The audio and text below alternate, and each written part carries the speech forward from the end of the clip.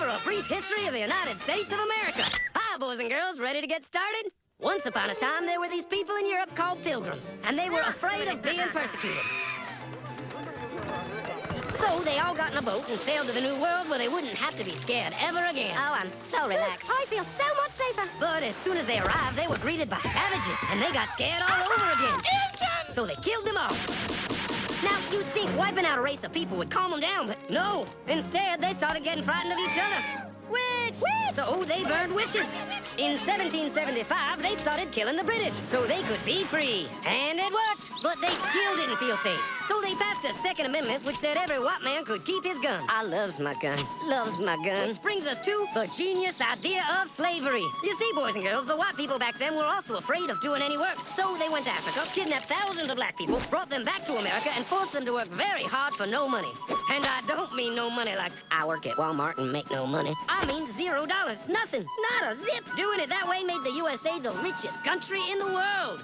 So did having all that money and free help calm the white people down? No way. They got even more afraid. That's because after 200 years of slavery, the black people now outnumbered the white people in many parts of the South. Well, you can pretty much guess what came next. The slaves started rebelling. There were uprisings. An old master's head got chopped off. And when white people heard of this, they were freaking out and going, I want to live. Don't kill me, big black man.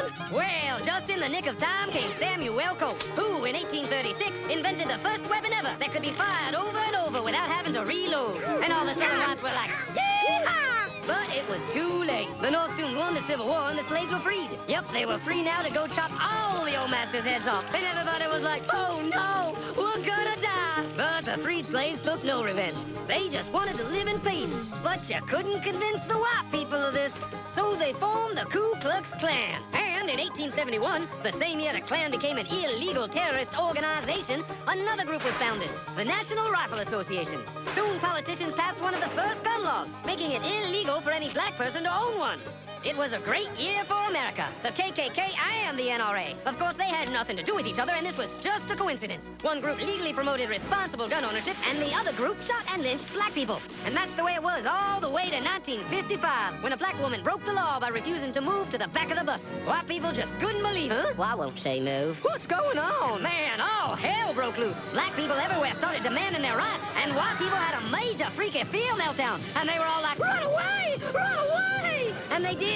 They all ran fleeing to the suburbs where it was all white and safe and clean. And they went out and bought 250 million guns and put locks on the doors, alarms in the houses, and gates around the neighborhoods. And finally, they were all safe and secure and snug as a bug.